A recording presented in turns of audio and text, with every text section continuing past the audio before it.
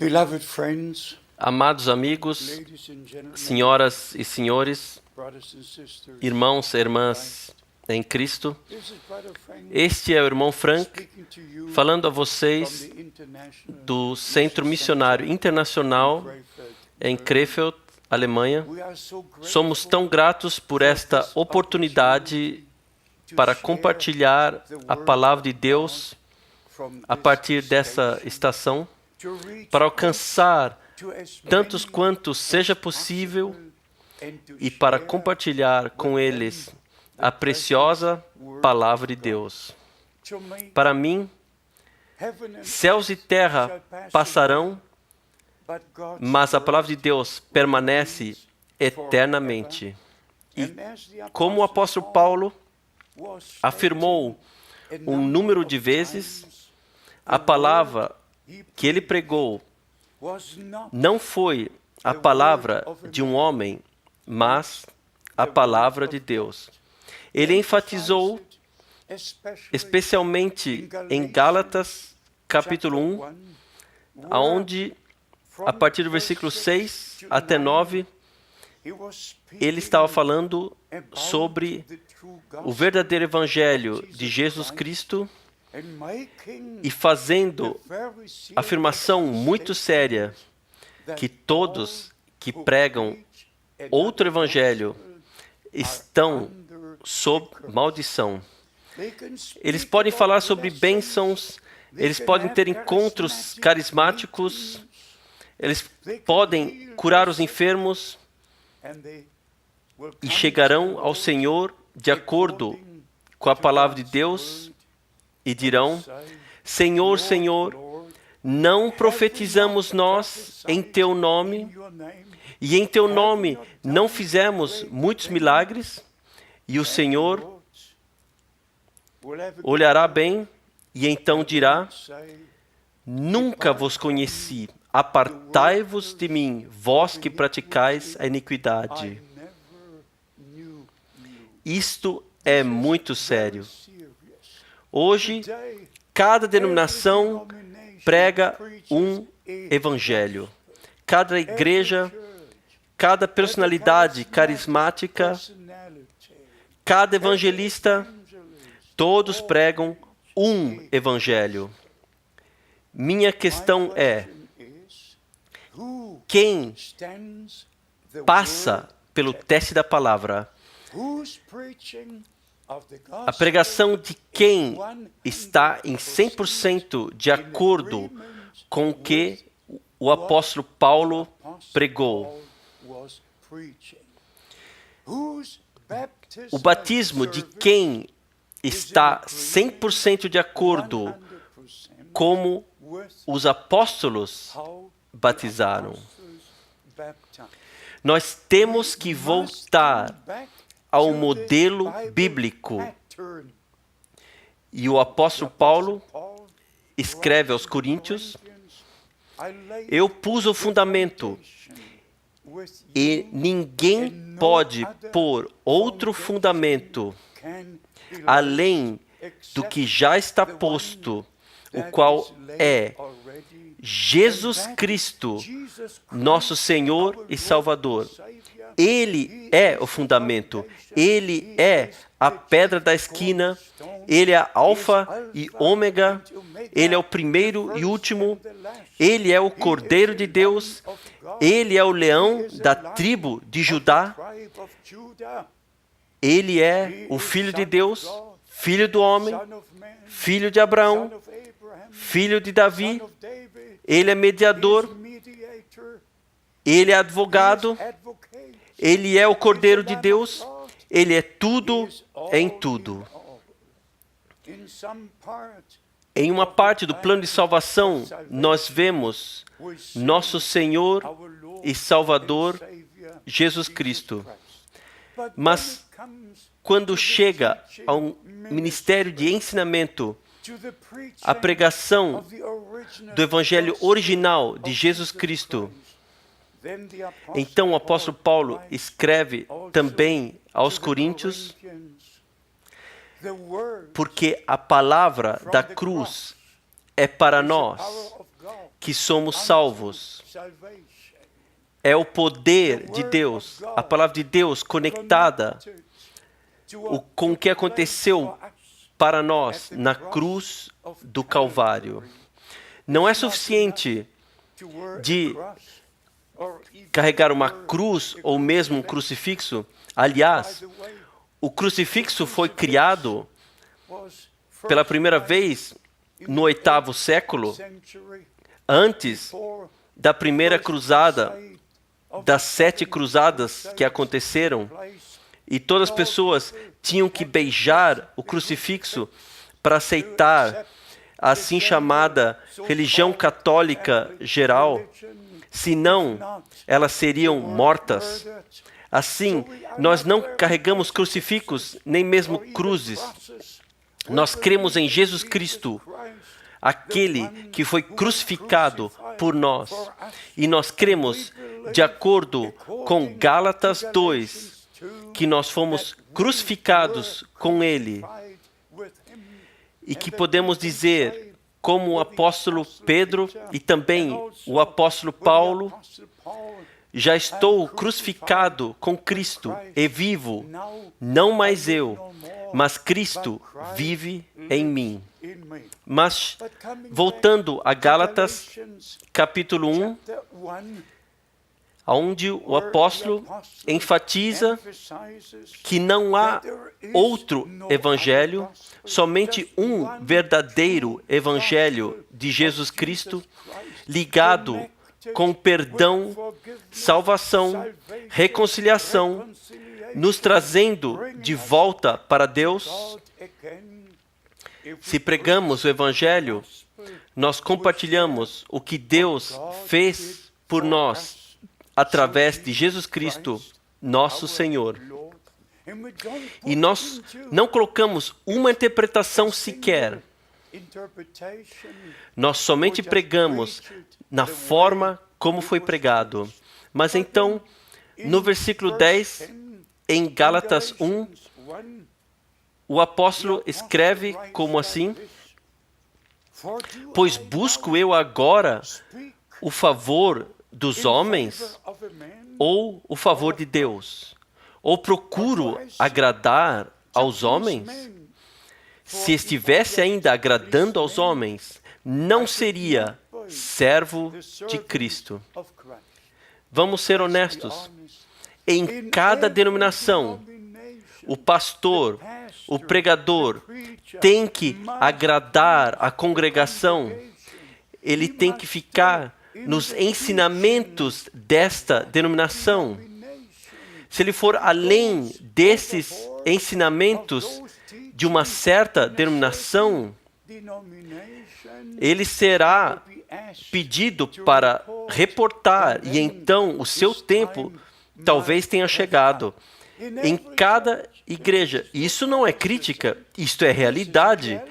Em cada igreja, igreja católica, igreja ortodoxa, igreja luterana, igreja episcopal, igreja anglicana, em cada igreja há regras e regulamentos que você tem que manter para ficar nelas. De outra forma, acontece como nos tempos da reforma religiosa, que alguém surja e proteste as coisas que estão acontecendo em tal igreja e denominação. Assim, amigos, é muito, muito sério. Mas um homem de Deus não é treinado em um seminário de uma denominação. Um homem de Deus tem um chamado de Deus, como o apóstolo Paulo afirma posteriormente no versículo 11, mas faço-vos saber, irmãos, que o evangelho que por mim foi anunciado não é segundo os homens. Não segundo os homens. Não segundo uma experiência num seminário. Não. O evangelho que eu estou pregando, eu faço por causa de uma comissão divina. Eu vi o Senhor, eu vi a luz, eu ouvi a sua voz, e Ele me chamou para ir às nações, para pregar a sua palavra. Você pode ler sobre este chamado no livro dos Atos 3 vezes. Capítulo 9, capítulo 22, capítulo 26. Mas voltando para o próximo versículo, versículo 12, em Gálatas 1. Porque não o recebi de homem algum, nem me foi ensinado, mas o recebi por revelação de Jesus Cristo. Eu digo amém para isto. Esse homem de Deus passou um longo tempo aos pés de Gamaliel. E às vezes eu estava me admirando como o apóstolo teve que ter sentido durante o ministério de nosso Senhor. Ele estava sentado, olhando para cima, para o seu ensinador Gamaliel, e simplesmente ouvindo o que Gamaliel estava dizendo, e perdendo o tempo da visitação de Deus, perdendo o ministério de João Batista, perdendo o ministério de Jesus Cristo, e sentado lá, olhando para Gamaliel, o que ele tinha para dizer? Meu Deus no céu, quantas vezes esse homem deve ter dito, deve ter pensado, como eu era tolo, eu estava sentado aos pés de um homem. Mas agora, a partir da sua própria experiência, ele podia então dizer, o evangelho que eu prego não é segundo os homens. Eu não sentei aos pés de um homem para ouvir sobre o evangelho de Jesus Cristo. Eu ouvi a voz do Senhor. Eu vi a luz. Eu caí no chão e o Senhor me chamou. E por revelação de Jesus Cristo, eu recebi a comissão e também o evangelho que eu estou para pregar. E agora nós voltamos de novo em comparação com todas as denominações. Por favor, amados, me perdoem, mas compreendam. Eu tenho que mostrar a você a diferença entre um homem chamado por Deus, e o apóstolo Paulo é o melhor exemplo para isto. E então, para mostrar a você como toda a igreja, toda a denominação tem seus credos, suas doutrinas, seus dogmas, mas eu não creio em nenhum credo sequer. Eu não creio no credo da Niceia, eu não creio no credo da Calcedônia, eu não creio em nenhum dogma sequer, porque deveria. Eu não estava sentado aos pés de um bispo ou cardinal ou de um mestre. Eu fui salvo em 1948. Eu fui batizado no Espírito Santo em 1949. Eu jamais fui para uma escola bíblica, jamais para um seminário. Mas a mão do Senhor esteve sobre mim para pregar o evangelho original de Jesus Cristo. E então, obviamente, quando o Senhor me chamou diretamente com voz audível, talvez você não creia nisso, mas com felicidade eu olho para você no dia do juízo. Amados amigos, talvez vocês percebam a seriosidade da pregação, do compartilhar da palavra de Deus com você. Eu não posso levar isso assim na leveza. Eu não sou uma personalidade carismática. No próximo ano eu terei 80 anos. Mas eu estou no reino de Deus já por um longo tempo. E eu sei do que estou falando, especialmente do dia 2 de abril de 1962, quando eu, irmão Frank, aqui na cidade de Krefeld, na rua Luisenstrasse 160, diretamente antes do raiar do sol, ouvi a voz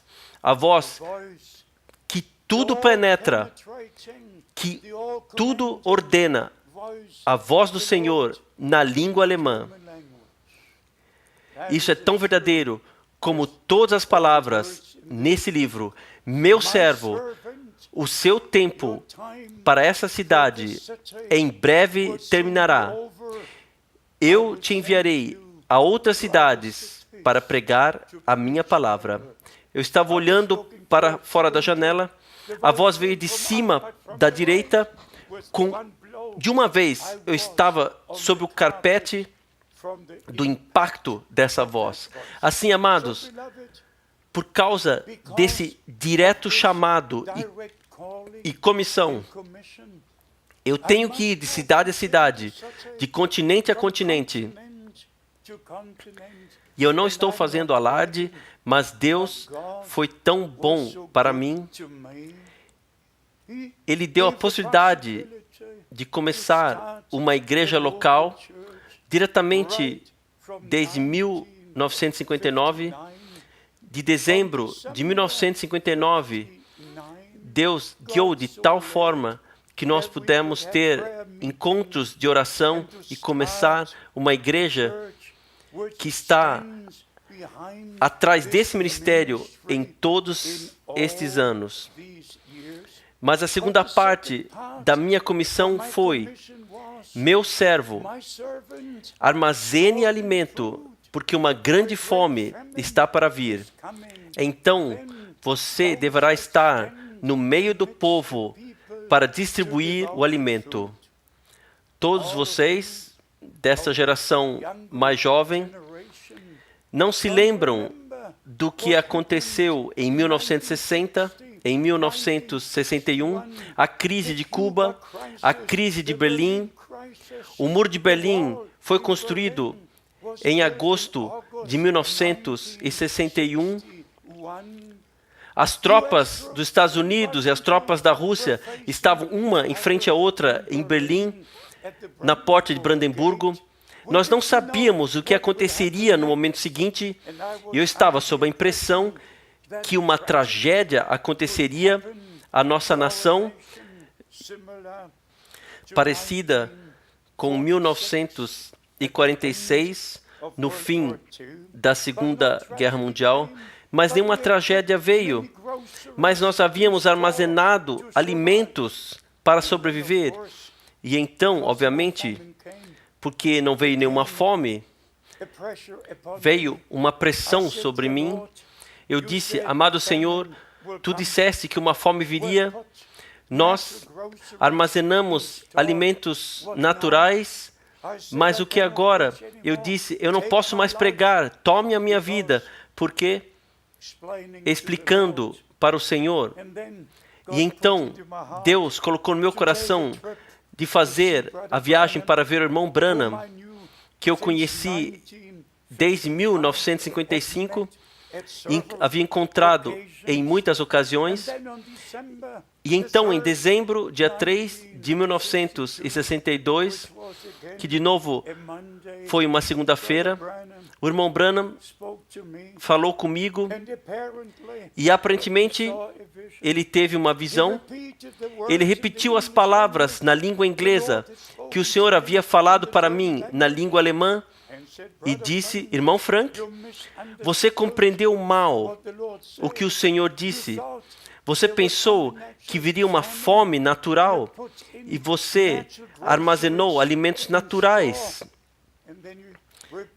Então ele repetiu e explicou que o Senhor enviaria uma fome para ouvir as suas palavras, e o alimento que eu deveria armazenar é a palavra de Deus prometida para este dia.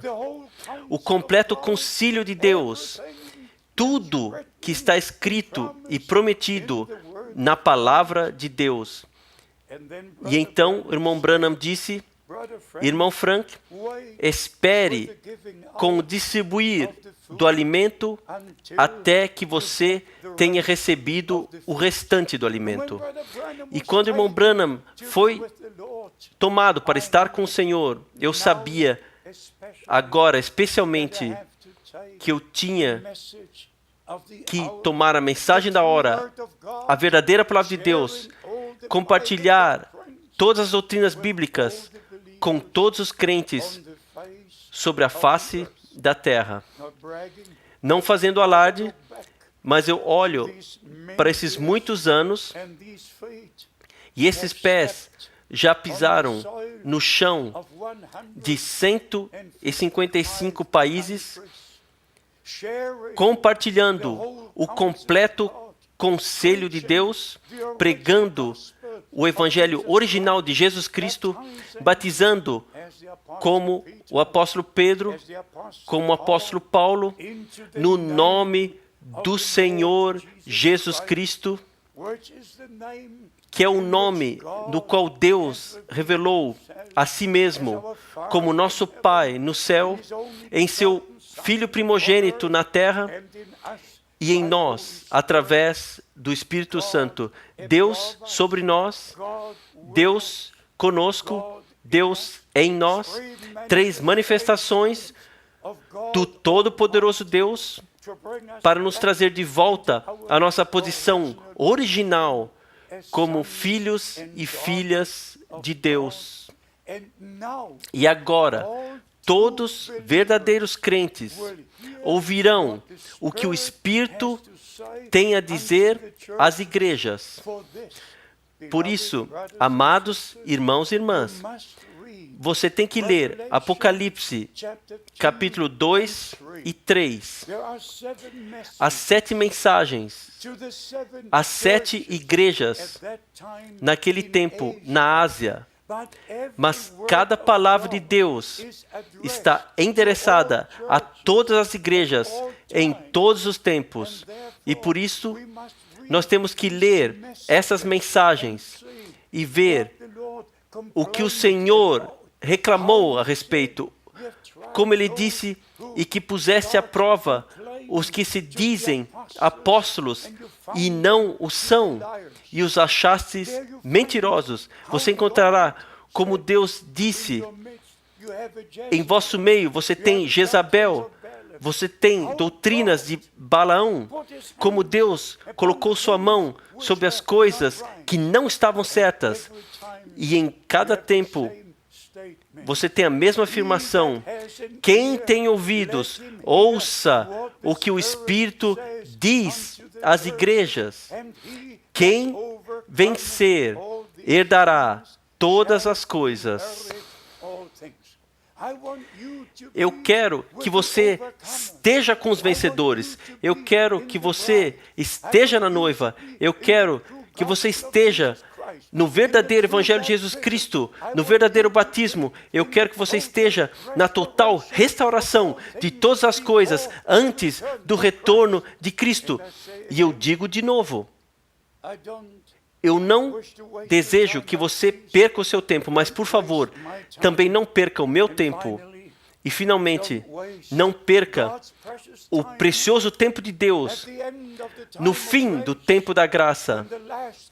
Quando o último chamado está caminhando adiante, este evangelho do reino será pregado a todas as nações e então virá o fim. Assim, pela graça de Deus, nós reconhecemos o dia, a mensagem, os sinais do tempo. Nós vemos Israel, nós vemos o mundo árabe, nós vemos as nações, nós vemos profecias bíblicas se cumprindo ao nosso redor. E o nosso Senhor disse, ora, quando essas coisas começarem a acontecer, quando elas se tornarem a cumprir, olhai para cima e levantai as vossas cabeças, porque a vossa redenção está próxima. Que a graça de Deus, que a paz de Deus, que as bênçãos do Todo-Poderoso descansem sobre você, no santo nome de Jesus. E se eu não o vir sobre a terra, eu o verei na glória. por favor, nos escreva and we shall e nós estaremos alegres de enviar a você qualquer literatura que possa ajudá-lo no caminho com o Senhor. Deus te abençoe, no santo nome de Jesus. Amém.